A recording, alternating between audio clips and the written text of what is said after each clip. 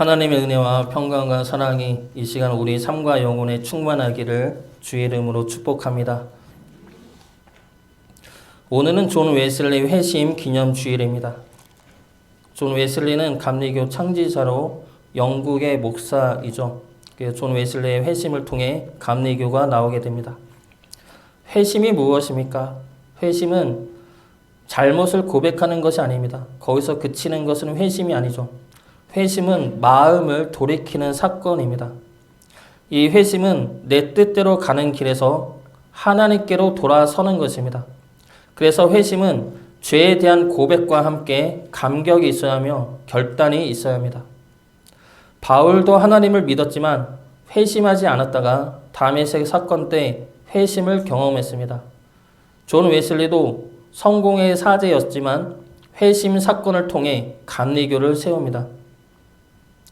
이 바울과 존 웨슬리의 회심 사건은 비슷합니다. 공통적인 것은 이들은 모두 회심 전부터 하나님에 대한 열심이 있었다는 것이죠. 구원에 대한 열망도 있었습니다. 그러나 이들은 하나님을 잘못 이해하고 있었습니다. 그래서 하나님을 믿으면서도 하나님을 향한 길을 가지 않고 자신의 뜻과 생각대로 나아갔습니다. 그러면서 그것이 하나님을 위하는 길이라 착각했습니다. 그러다가 실제 하나님을 경험하고 자신이 가졌던 그 모든 생각들과 행동들이 잘못되었음을 깨닫습니다. 그리고 자신이 그동안 걸어왔던 길을 되돌려 하나님을 향하여 나아갑니다. 이것이 회심이라는 것이죠. 이 회심에 대해 좀 더 자세하게 살펴보도록 하겠습니다. 회심은 공통적으로 세 가지의 진리를 아는 것으로부터 시작이 됩니다. 그래서 회심은 세 가지의 진리를 깨닫는 것입니다. 그 중에 첫 번째 진리는 내가 죄인임을 깨닫는 것입니다. 내가 어찌할 수 없는 죄인임을 깨닫는 것이 회심의 첫 번째 단계입니다. 환자가 스스로 환자임을 인정하지 않는다면 병은 치료될 수 없고 치료가 시작이 될 수도 없습니다. 마찬가지로 우리가 죄인임을 인정하지 않는다면 의인에 이를 수가 없습니다. 그렇기 때문에 우리가 죄인임을 깨닫는 것은 치유와 회복을 위한 깨달음이며 구원의 기쁨에 참여할 수 있는 깨달음입니다. 존 웨슬리는 성공의 사제 아들로 태어나 어려서부터 기독교 신앙을 배우고 자랐습니다. 그리고 옥스퍼드 대학에 들어가 신학을 연구하고 성공의 사제가 되었습니다. 대학 때는 기독교 모임을 만들어서 매일 규칙적인 예배와 기도와 영성 생활을 했습니다. 그때 그들을 보고 비웃음과 놀림의 의미로 규칙쟁이들이라 불렀습니다. 규칙쟁이가 영어로 메도디스트, 즉 감리교이죠. 그래서 감리교는 규칙쟁이란 뜻입니다. 그러나 거기서 감리교가 탄생한 것은 아닙니다. 회심 이후에 감리교를 세우게 됩니다. 어쨌든 대학 때 그렇게 규칙적이며 열심히 신앙생활을 한 웨슬리는 성공의 사제가 된 후에 미국으로 선교 여행을 떠납니다. 그러나 거기서 2년 6개월 만에 여자 문제로 쫓겨납니다. 선교에 실패한 것이죠. 그리고 영국에 돌아오는데 풍랑을 만납니다. 이 풍랑은 미국에 갈 때도 만났고 영국에 돌아올 때도 만났습니다. 그런데 문제는 그 풍랑 속에서 자신이 죽음의 두려움을 느꼈다는 것이죠. 그리고 그 죽음 앞에서 구원의 확신이 없는 자기 자신을 발견하게 됩니다. 그때부터 존 웨슬리는 자신의 믿음에 대해 회의가 일어나게 됩니다. 무엇이냐면 내가 어려서부터 하나님을 믿었고 하나님의 뜻대로 살았고 매일 말씀과 기도로 살고 그렇게 살기로 결단을 하고 살았는데 지금 내 모습은 무엇이냐는 것이죠. 구원에 대한 확신도 없고 자신의 믿음에 대한 확신도 없다는 겁니다. 그런 상태로 올더스케이트 거리를 걷다가 우연히 집회가 열리고 있어서 거기 참석하고 말씀을 듣게 됩니다. 그 말씀이 루터의 로마서 서문이죠. 그리고 그 말씀을 듣고 회심하게 됩니다. 바울은 율법주의자였습니다. 어렸을 때부터 전통 유대교 집안에서 유명한 가말리엘 문화에서 율법과 교훈을 배웠고 열심히 이단을 척출했습니다. 그 일을 바울은 나중에 고백하기를 하나님에 대한 열심으로 행한 것이라 이야기합니다. 다메섹에서 예수님을 만나기 전까지 그는 자기에 대한 확신을 가지고 살았습니다. 그런데 예수님을 만난 후에 바울은 자신을 어떻게 고백합니까? 죄인 중에 괴수라고 자신을 고백합니다. 그러면 존 웨슬리 목사님이나 바울이나 이들은 하나님을 만나고 나서 하나님 앞에 내가 왜 죄인이라 고백을 합니까? 웨슬리 목사님이나 바울의 공통점은 하나님을 향한 열심이 있었다는 것이죠. 그런데 그 열심의 방향이 하나님에게 있지 않고 자신에게 있었다는 것이 문제였습니다. 바울과 존 웨슬리는 율법을 지키고 규칙적인 신앙생활을 했습니다. 그러므로 그것들을 통해 자신이 의로워지고 구원에 임할 수 있다 생각한 겁니다. 그러므로 죄인에서 의인으로 넘어갈 수 있다 생각한 것이죠. 그러나 하나님이 말씀하시는 죄가 무엇입니까? 하나님이 말씀하시는 죄는 나쁜 짓 하는 것이 아닙니다. 그런데 우리는 보통 죄를 나쁜 짓이라 생각을 하죠. 그래서 믿지 않는 이들이 나는 나쁜 짓을 하지 않는데 내가 왜 죄인이냐 라고 말을 합니다. 믿는 이들도 하나님 말씀대로 살지 않으면서도 당당한 이유가 여기에 있는 것이죠. 나는 세상 사람들과 비교해서 죄를 짓지 않고 착하게 사는데 내가 왜 죄인이냐? 나는 괜찮다. 그런데 하나님이 말씀하시는 죄는 나쁜 짓이 아니라 하나님을 떠나는 것입니다. 하나님의 사랑을 모르고 하나님의 말씀을 모르고 하나님의 뜻을 모르는 것이 죄인 것입니다. 나쁜 짓을 하지 않아도 내가 하나님의 사랑을 모르고 하나님의 마음을 품지 않고 하나님의 뜻대로 살지 않는다면 그것이 곧 죄라는 겁니다. 저 또한 하나님을 만나기 전까지는 내가 죄인이라 생각하지 않았습니다. 그 전까지 저는 내가 왜 죄인이야 라는 생각을 가지고 살았죠. 내가 왜 죄인이야? 나보다 나쁜 사람이 얼마나 많은데. 내가 죄인이면 세상 모두가 죄인이지. 이러한 생각을 가지고 살았습니다. 그런데 주님을 만나고 나서야 죄가 행위가 아니라 하나님을 향한 마음이라는 것을 깨달았습니다.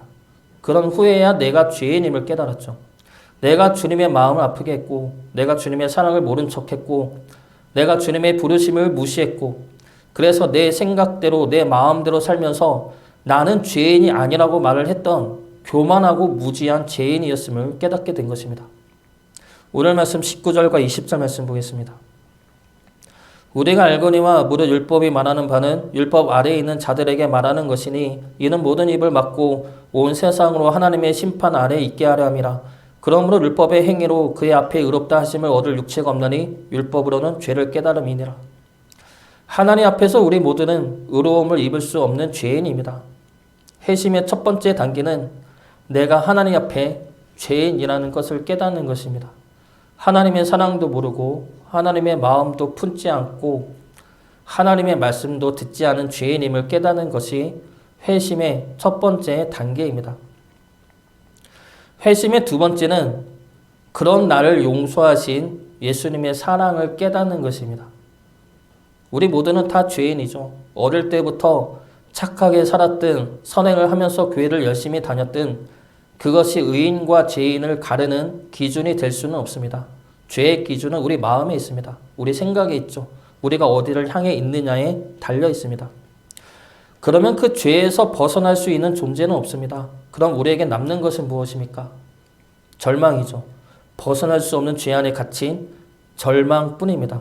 그 절망적인 존재가 바로 우리들이라는 것이죠. 그런데 그 절망 가운데 한 줄기 빛이 나타났고 그 빛이 바로 예수 그리스도이고 우리를 향한 구원이고 하나님의 의입니다. 21절 말씀 보겠습니다. 21절 말씀 같이 보도록 하겠습니다. 이제는 율법 외에 하나님의 한 의가 나타났으니 율법과 선지자들에게 증거를 받은 것이라. 이 말씀 앞에 접속사 그러나를 붙여서 읽으면 이 말씀이 의도하는 바를 더 쉽게 이해할 수가 있습니다. 21절 말씀에 그러나를 붙여서 20절부터 제가 다시 한번 읽어보겠습니다. 그러므로 율법의 행위로 그의 앞에 의롭다 하심을 얻을 육체가 없나니 율법으로는 죄를 깨달음이니라. 그러나 이제는 율법 외에 하나님의 한 의가 나타났으니 율법과 선지자들에게 증거를 받은 것이라. 그러나 이제는 하나님의 한 의가 나타났다. 여기서 바울은 하나님의 한 의가 나타났다고 말하고 있습니다.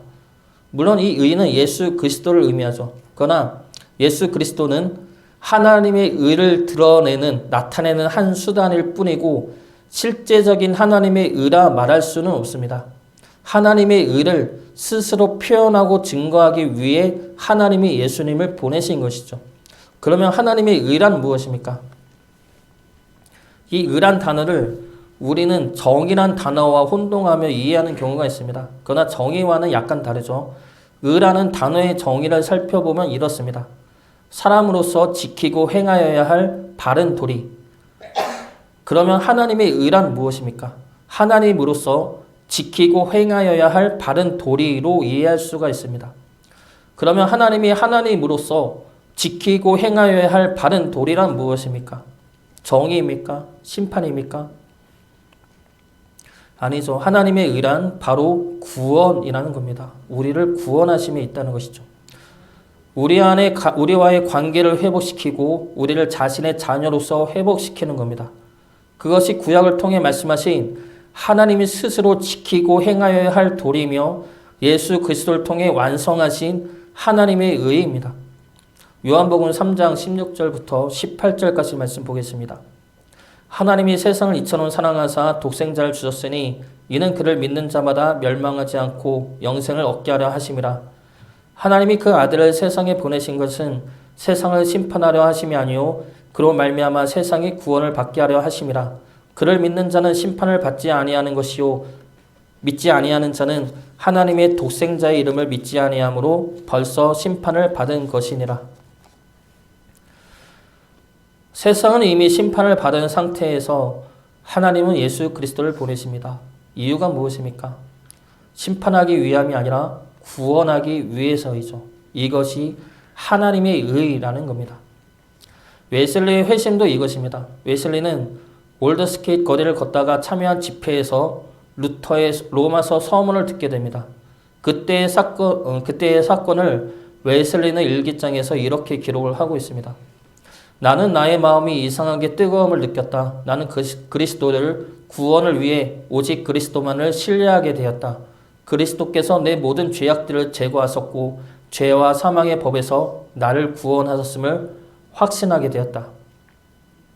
존 웨슬리 목사님은 예수님이 내 모든 죄악들을 제거하여 주셨다는 확신을 받고 회심을 경험하게 됩니다. 무엇이냐면 아직까지 자신이 하나님을 향해 걸었던 그 모든 의와 행위와 노력과 헌신과 순교는 내 죄를 없이 하지 못했는데 오직 주의 사랑만이 나를 죄에서 구원하셨다는 확신을 받게 되었다는 겁니다. 바울의 다메섹 사건 또한 마찬가지입니다. 바울을 만난 예수님은 바울에게 뭐라고 말씀하십니까? 사도행전 9장 3절부터 5절까지 말씀 보겠습니다. 사울이 길을 가다가 다메섹에 가까이 이르더니 호련히 하늘로부터 빛이 그를 둘러 비추는지라. 땅에 엎드려서 들음에 소리가 있어 이르시되 사울아 사울아 내가 어찌하여 나를 박해하느냐 하시거늘 대답하되 주여 누구시니까 이르시되 나는 내가 박해하는 예수라. 바울을 만난 예수님은 물어보십니다. 네가 나를 왜 핍박하느냐? 나는 너가 박해하는 예수라. 이 말씀을 듣고 바울이 회심을 했는데 바울이 예수님을 두려워서 회심했겠습니까? 바울의 성격상 바울은 자신이 믿는 것에 목숨까지 바칠 성격입니다. 그런데 바울이 회심한 것은 예수님을 박해한 예수님을 핍박한 나를 찾아오신 예수님은 뭐냐라는 것이죠. 없으면 되지 않습니까? 내가 자기를 박해했으니 하나님이라면 예수님이라면 심판하면 되지 않습니까? 내가 예수님을 핍박하고 박해했다면 예수님은 나 같은 자 없애도 되지 않습니까? 하나님인데 예수님인데 나 같은 죄인 없애면 심판하면 되지 않겠냐라는 겁니다. 이것이 당연한 논리이죠. 그런데 내가 뭐라고 주님은 찾아오냐라는 겁니다. 내가 주님 앞에 뭔데 주님을 핍박하고 박해한 나를 찾아와 나를 부르시느냐 이겁니다. 나는 그분을 박해하고 핍박한 죄인인데 내가 뭐라고 예수님은 나를 찾아오셔서 나를 부르시고 나에게 말씀하시느냐라는 겁니다. 이것이 기독교의 신비이고 하나님의 사랑의 신비입니다. 예수님을 통해 심판받아야 할 나를 살리신 것이 하나님의 의로우심이죠. 죽어야 할 죄인인 나를 살리신 것이 하나님의 놀라운 사랑하심입니다. 회심은 이러한 갚을 수도 없는 너무나 큰 하나님의 사랑을 깨닫는 것입니다. 마지막 회심의 세 번째는 믿음으로 살리라는 결단입니다. 내가 내 힘으로 어찌할 수 없는 죄인인데 그런 나를 주님이 살려주셨습니다. 나를 향한 사랑으로 자신의 생명을 바쳐서 나를 살려주셨습니다. 그러므로 이제는 내가 나를 위해 사는 자가 아니라 주를 위해 사는 자가 되겠습니다. 라는 결단까지 가야 합니다. 이것이 회심이라는 것이죠. 존 웨슬리는 회심 이후에 감리교회를 세우고 확장해 나갑니다. 그러던 중에 휘트빌드 목사님이 존 웨슬리 목사님에게 이러한 부탁을 합니다. 이 목사님은 그때 옥외에서 석탄 광부들을 불러 모아서 설교를 하였습니다. 산업혁명이 일어날 시대였기 때문에 광부들이 많았고 그리고 굶주려 죽는 광부들도 많았습니다. 그런 광부들이 교회 갈 형편도 안 되었고 극심한 가난을 겪고 있는 상황이었기 때문에 이 휘트빌드 목사님이 그들이 있는 곳으로 찾아가 설교를 하게 된 겁니다. 그런데 그의 설교를 들으러 처음에는 몇백 명이 200명이 모였는데 나중에는 10,000명이 모여들게 됩니다. 이 휘트빌드 목사님이 존 웨슬리 목사님을 찾아가 나 혼자로는 감당하기 어려우니 옥외 설교를 해달라 부탁을 하게 됩니다. 그냥 바깥에서 말씀을 전하는 것이죠. 이 부탁을 받고 존 웨슬리 목사님은 주저합니다. 자신이 속한 영국의 성공회에서는 옥외 설교를 금하고 있었습니다. 하면 안 된다는 것이죠. 그리고 스스로도 옥외 설교에 대해 거부감을 가지고 있었습니다. 그때를 기록한 웨슬리 목사님의 일기를 보면 이런 내용이 나옵니다. 저녁에 나는 브리스톨에 가서 휘트빌드를 만났다. 옥외에서 설교하는 이상한 방법에 동의하기를 두려워하였다. 나는 평생 예절과 질서를 고집해왔기에 영혼 구원이 교회 안에서 행해지지 않으면 거의 죄악이라고 생각하지 않을 수 없었다. 이것이 그 제안을 받은 웨슬리 목사님의 생각이었습니다. 존 웨슬리 목사님이 옥외 설교에 대해 주저한 이유는 두 가지죠. 성공회에서 금지한 행위였고 스스로도 잘못된 것이라 생각했기 때문입니다. 그런 존 웨슬리 목사님이 마음을 바꾸게 된 것은 바로 예수님이었습니다. 이런 제안을 받고 고민하던 중에 예수님이 산상에서 설교를 했다는 것이 생각나게 된 것입니다. 그 설교가 유명한 선상수훈이죠. 예수님도 산에서 설교를 했는데 나라고 옥외에서 설교를 안 할 이유가 어디 있느냐? 이 생각으로 옥외에서 설교를 하기 시작했고 교회에 오지 못하는 가난한 민중들을 스스로 찾아가 설교를 하기 시작했습니다. 가난한 민중들을 찾아가 복음을 전하고 예배를 드리는 이 운동은 감리교를 상징하는 모습이 되었고 그리고 존 웨슬리 목사님을 대표하는 모습이 되었습니다. 이때가 1739년입니다. 존 웨슬리 목사님의 회심이 1738년에 일어났으니 회심한 지 1년 만에 하나님이 존 웨슬리 목사님의 길을 열어주신 것입니다. 다시 정리하면 존 웨슬리 목사님은 회심 이전에 자신의 힘과 능력과 생각으로 살았습니다. 그래서 실패했습니다. 그러나 회심 이후에 달라진 점이 무엇입니까? 자신이 해야 할 행동의 기준을 자신에게 찾지 않고 주님에게 찾았다는 겁니다. 옥외 설교는 자신의 생각에 맞지 않는 설교이고 죄악이라 생각했습니다. 그 판단의 기준은 자신이죠. 그러나 그 속에서 웨슬리 목사님은 예수님을 생각하고 보았다는 겁니다. 예수님이 역시 산상에서 설교를 하셨다는 것을 깨닫습니다. 그리고 나서 내 생각에는 아닌 것 같지만 주님이 그렇게 하셨으니 나 또한 그렇게 하겠습니다. 라는 결단을 내립니다. 이것이 믿음의 결단이라는 것이죠. 믿음의 결단은 내 삶의 방향과 목적이 내가 아니라 주님이 되는 것입니다. 내 생각으로는 안 될 것 같고 내 생각으로는 힘들 것 같고 내 생각으로는 의미 없어 보인다 하더라도 주님이 말씀하셨으니까 주님이 하셨으니까 주님이 원하시니까 하는 겁니다. 이것이 믿음의 결단이라는 것이죠. 그리고 이 믿음의 결단으로 인해 하나님은 존 웨슬리 목사님을 통해 감리교를 세우고 그리고 그 복음이 수많은 민중들에게 흘러가게 역사하셨습니다. 제가 전도사 사역을 할 때 모든 길이 막혔을 때가 있었습니다. 대학원 다닐 때였는데 그때는 교회 전도사 자리를 구하는 것이 그렇게 어려운 시대는 아니었습니다. 그런데 다 떨어졌습니다. 감리교 홈페이지를 보면 교회 전도사를 구하는 공고문이 올라옵니다. 그러면 처음에는 내가 갈 만한 교회들만 골라서 이력서를 넣었는데 계속 떨어지니까 나중에는 올라오는 교회마다 모든 교회마다 다 이력서를 보냈습니다. 몇 달 동안 거의 100통 넘게 이력서를 보냈던 것 같습니다. 그런데 다 안 되었습니다. 그 중에 한 교회는 강원도에 있는 교회였는데 그때 담임 목사님이 제가 나왔던 군대의 선임이었습니다. 그래서 전화로 면접을 받고 이번 주일부터 전도사로 부임하기로 했습니다. 그래서 금요일 날 올라오라. 그러면 주일부터 이렇게 같이 사역하자.